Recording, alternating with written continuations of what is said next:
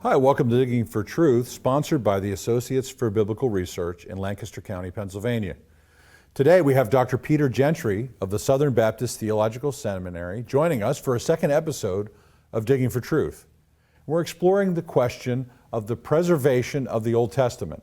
Has it been preserved, or is it in chaos? Well, Dr. Gentry, welcome back to Digging for Truth to help us answer this question. Thank you. All right, it's good to see you again. So in our last episode, we started walking through some of this stuff to introduce our audience to, this is a complex subject and we're trying to make it understandable. We talked about repetition and resignification of the text. Could you give a quick description of those two categories and why they're important? Yeah. Yes, so when we look at our oldest copies of the Bible, for example, the Dead Sea Scrolls from between the 2nd century BC and 130 AD, there's two different types of copying, two approaches to copying the text. One we're calling repetition. This means you copy it exactly like you see it. You make your letters exactly the same way. You follow the same format on the page. You make almost a photocopy of the text. The other approach we're calling resignification, and this is where the scribe says, if I don't modernize the text, I need to change to a different script, I need to update the grammar, I need to update the vocabulary, I need to modernize the spelling, I need to modernize the punctuation, I need to update geographical information. So and there's a whole spectrum. It may be a minimal type of updating, or it may be a maximum type of updating where the person is really just paraphrasing the text or even almost giving a commentary on it. So there's minimal updating, there's maximal updating, but the author is modernizing the text because he says to himself, if I don't modernize the text, my children won't understand this text. In our last episode, we ended with a couple of thoughts. One was you emphasized the fact that both of these scribes and on this continuum, others, we're both trying to be faithful in their own way. Yes. And then the second part is that the modernizing part, where there's commentary, changes of vocabulary, presupposes a standard text. It has to presuppose that, otherwise the whole model doesn't work. Yes, you can't update without presupposing a standard text. Yes, and that gives us confidence about the transmission of the text over the centuries. This is how God has allowed it to happen providentially. So let's talk about a text that is in that category somewhat of resignification, and that's the Samaritan Pentateuch. Could you tell the audience about the Samaritan Pentateuch? It's not known very well, but it's significant. Yes. So first of all, who are the Samaritans? Well, after Solomon died, the kingdom of Israel was divided into two parts. There were 10 tribes in the north and 2 tribes in the south. And the northern kingdom was eventually conquered by the Assyrians in 722. The Assyrians came and took all the people away and transported them to northern Assyria, and they brought other people to live there. And those people that they brought intermarried with the Israelis who were left, and these mixed marriages produced the Samaritans. And the Samaritans were taught the faith of Israel. So we read in the Bible that there were lions killing the people in the northern kingdom, and the Assyrian government thought that they were offending the God of that land. So they hired priests from the south to go up to the north and teach them the Bible. So we have the Samaritans, and the Samaritans and the Jews the relationship between the Samaritans and the Jews was a sort of on and off relationship. Yes. But finally, Finally, in around 140 BC, John Hyrcanus, the leader of the Jewish people, captured Samaria and destroyed the city. And so after that, there were no friendly relations between the Jews and the Samaritans. So one thing that we know for sure is that the Samaritans copied the Bible independently of the Jews after the 2nd century BC, because there was no friendly contact between Jews and Samaritans. Now, when we take the Samaritan Pentateuch, and if we compare it to the Masoretic text that we have from 1000 AD, what we see is that by comparison with the later Masoretic text, the Samaritan text is an updated text. It's modernized. Well, first of all, they did not change. They did not change from the older Phoenician style script to the Aramaic square script. So they were a little bit like the Amish. They were preserving the older customs. Yes. They preserved the older script, but then they modernized the grammar, they modernized the spelling, they modernized the vocabulary. There are explanatory comments added. They harmonize passages. One of the things that we find about the Hebrew Bible is it's very repetitive, and there are many paragraphs that seem to say the same thing. Usually they're slightly different. Well, they harmonize the differences that existed between repetitive parts. And so the Samaritan Pentateuch, even though it's from the 2nd century BC, shows that the text was already being updated in the 2nd century BC. So it's interesting. You're saying in one sense they modernized it, but they kept the old script. I've always Yes. found that very interesting. So in the end, what we see is that the Samaritan Pentateuch, even though it seems to be older than the Masoretic text, is pointing to the antiquity of the Masoretic text, because the text that became the Masoretic text had to be updated in the 2nd century BC so that people could understand it. So the Masoretic text is much, much older. Okay, so that's a great example. And by the way, friends, for those of you unfamiliar with the term Pentateuch, that refers to the books of Moses. The Samaritans did not see the rest of the Bible as authoritative, only the first 5 books. Well, Dr. Gentry is giving us a great tutorial on the preservation of the Old Testament, friends. We hope you don't go away. We're having a great time here, and we'll be right back after this message. In a culture of intense Bible-denying skepticism, Associates for Biblical Research exists to strengthen followers of Jesus by affirming the authority of the Bible. Our archaeological fieldwork and original research form a strong foundation in upholding the reliability of the Scriptures. For students or anyone asking if they can really trust the Bible, please visit our website and partner with us by joining our prayer team or financially supporting this ministry. And thank you for standing with us.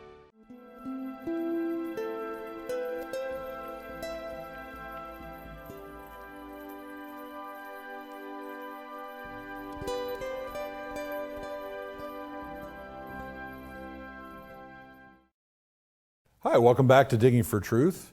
I'm your co-host Henry Smith, and I'm here today with Dr. Peter Gentry of the Southern Baptist Theological Seminary, who's an expert on the preservation of the Old Testament text.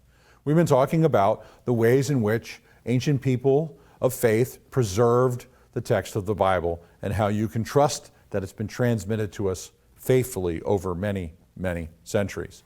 Now, Dr. Gentry, we're talking about a resignified text like the Samaritan Pentateuch, where it presupposes a standard text, but there's been changes that have been made to update spelling and modernizing and all that. So we thought we'd give like a couple of really cool examples to our audience from the Dead Sea Scroll. One from the Dead Sea has to do with Deuteronomy. And this has to do with the 10 Commandments, particularly has to do with the observance of the Sabbath. I'd like you to talk about that a little bit and what this one scribe did with the text. Yes, so we have many of the Dead Sea Scrolls are fragments. They're They're not complete. Most of them are not complete books. They're just little pieces. And this fragment is called 4Q Deuteronomy N. So that means it comes from Qumran Cave 4. It's a manuscript of it. It has the text of Deuteronomy, or part. It's just a piece of the text, and N, A, B, C, D, E, F, G, all the way through to N. So this is the way they number the fragments. This is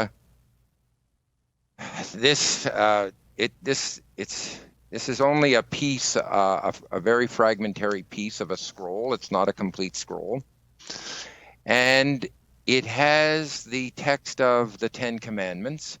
But what we see is something very interesting when we come to the text of the Sabbath. The Ten Commandments occurs in two different places in the Bible. It occurs in Exodus 20, and it occurs in Deuteronomy 5.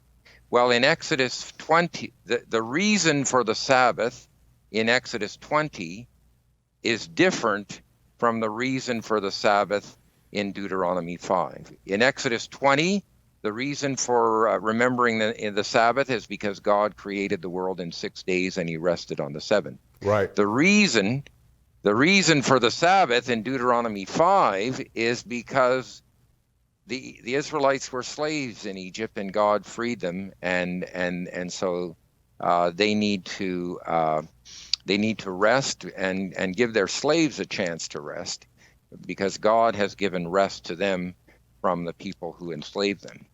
So what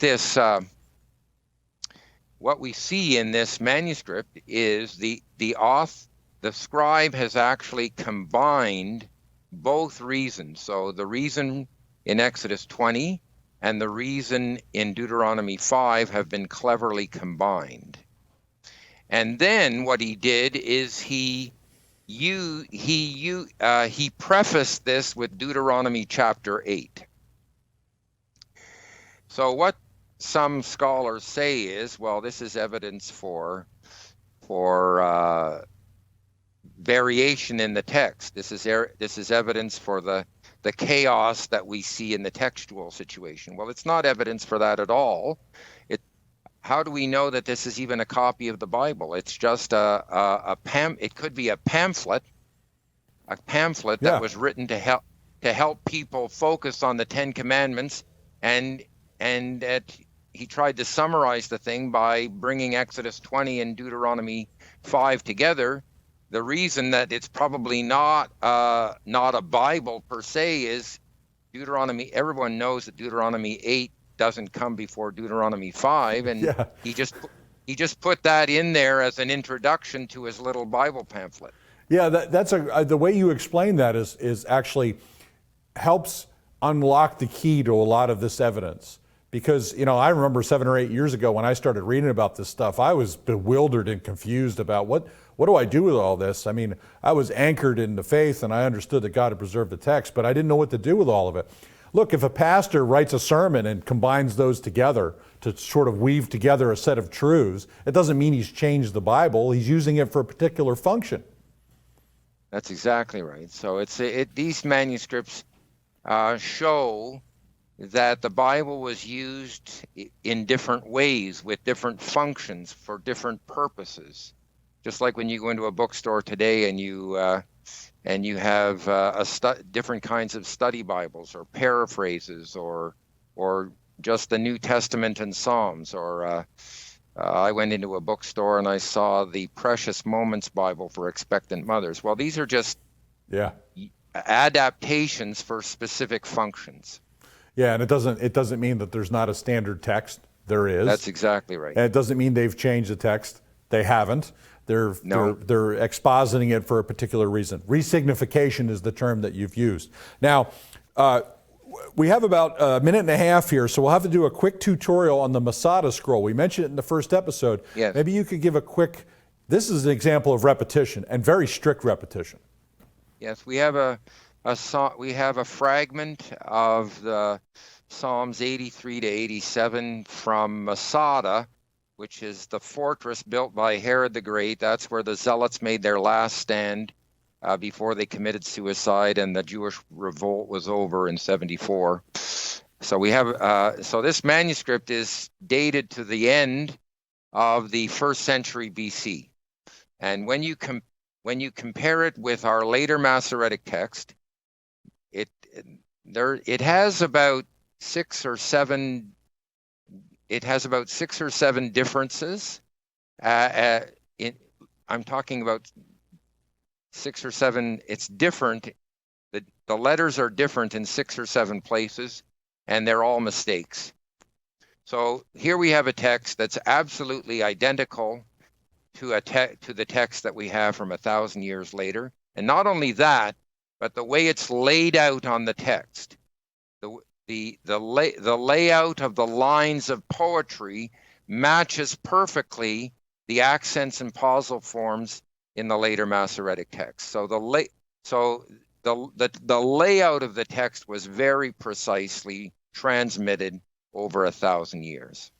Yeah, and so again, the example of that, we're going to put all those pictures up on the screen so folks can see these ancient manuscripts. But it's really remarkable, this way that the text was so faithfully preserved over such a long period of time. Well, we'll be entering our last segment with Dr. Gentry here, talking about the preservation of the Old Testament text. We hope you're enjoying this 2-part episode. Please continue to follow along with us, and we'll be right back after this message. Bible in Spade is a non-technical quarterly publication published by the Associates for Biblical Research. Written from a scholarly and conservative viewpoint, Bible in Spade supports the inerrancy of the biblical record and is a must-read for both the serious Bible student and anyone asking if they can really trust the Bible. Archaeological evidence, properly interpreted, upholding the history of the Bible. Subscribe today at BibleArchaeology.org.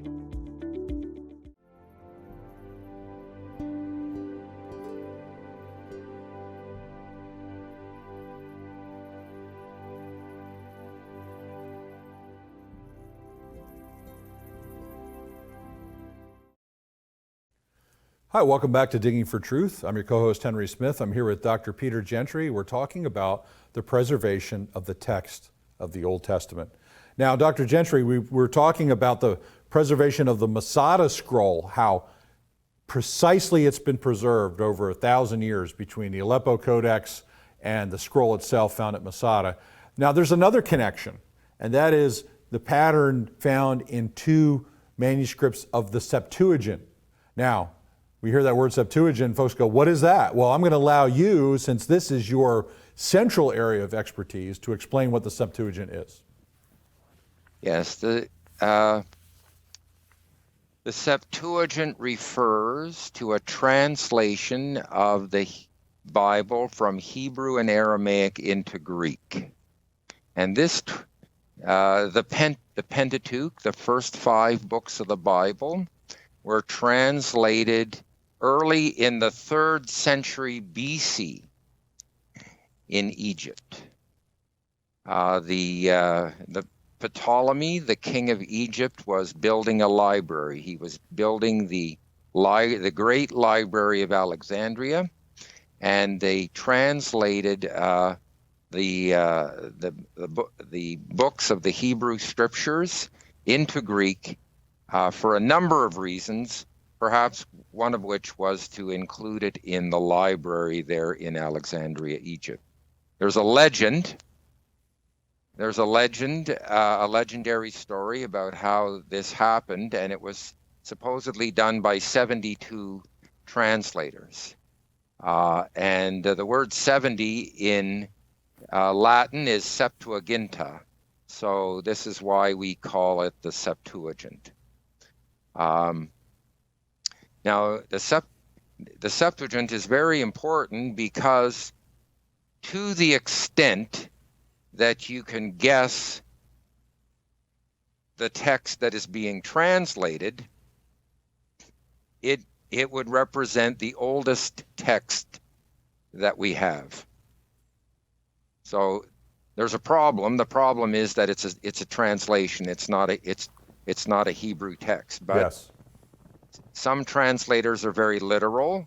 Some translators are not so literal. But if you have especially a literal translator, you can almost guess what their Hebrew text looks like. And so we can have a very good idea of what the text of the Hebrew Bible was like in the 3rd century BC, which is before the Hebrew scrolls. So the Septuagint is older evidence and more important evidence than all of the Dead Sea Scrolls put together. Yeah, from reading the literature, I think sometimes the Septuagint sometimes gets a bad rap, but it actually is such a hugely important piece of evidence that shows us the antiquity of the text, the preservation of the text. It helps to put that all together. Now, we'll have to spend another time talking about the Septuagint. It's such a great, massive subject. But let's reconnect it to the Masada scroll, Dr. Gentry, because you make the point that a couple of the major books of the Septuagint and that scroll from Masada have connections to each other. Yes, so our two of the oldest manuscripts of the Septuagint are Codex Sinaiticus and Codex Vaticanus. These are from the 4th century AD. And when you look at the book of Psalms and the way the lines of poetry are laid out, the layout of the lines of poetry in the Greek translation is identical to the layout of the lines of poetry in the Masada Psalm scroll. Well, that means two things. It means that the people who were copying the Septuagint had followed not only the text, but the layout of the text accurately for 600 or 700 years. And secondly, it shows that the layout of the text that we see in the Masada Psalms fragment goes back to a much earlier time than just the 1st century BC. So the text was preserved in the temple. It was preserved by scribes in the temple, and they were not only very careful in the copying of the text, but when they copied Hebrew poetry, they laid it out in half lines, and there was a very special format and way of laying out those lines, and they preserved that layout for hundreds of years. Yeah, it's remarkable to me when I first saw you present this, how the Greek translators faithfully preserved those indentations. To get even though the language was changing from Hebrew to Greek, they are preserving it, and there's evidence for it. And this is the kind of stuff that we find in the record. Well, Dr. Gentry, I can't believe we've almost gone through 2 episodes. We're coming down to the end here. I want to give you about a minute and a half. I know that you work in sort of scholarship. You train pastors and scholars in seminary. But I'd like you to give a word to the people of God about all of this. It's technically deep, but it's important for the church. It's important to edify the people of God. And I'd like you to just share your thoughts about that as we wind up our episode. Well, when we hold a Bible in our hands, we need to be grateful and thankful for every monk, every scribe who worked faithfully to preserve the text and to copy it faithfully and to transmit it to us. And we can see that there are a lot of tiny details in this. The Hebrew word for scribe is so fair, and it comes from it comes from a verb that means to count, because when they got done, they actually counted the letters, and if they came up with the wrong number, they knew they had made a mistake and they had to go back and find it. Imagine if we asked students in our schools today to do that. That would be remarkable, wouldn't it? Yes. So I think what I hear you saying is we need to be grateful to God that He providentially put in the heart of these men of the past to do this for us. Yes. Yeah, and I think that's a great way to end it. Dr. Gentry, I want to thank you. Thank you for your faithfulness, the work that this requires, the expertise it requires. It means a lot to the church, and it means a lot to us here at ABR, what you do, and we're grateful for your ministry. Thank you for having me. Yeah, we love to have you on the program. Friends, we just want to encourage you through this evidence, not only the theological category of preservation, but the evidence itself is so overwhelmingly in favor of our claim that God has preserved His Word, and that when you open your Bible today and you read it, you can trust that God is speaking to you, to change you, to edify you, to rebuke you, and to point you to His Son. We hope you've enjoyed these 2 episodes of Digging for Truth today.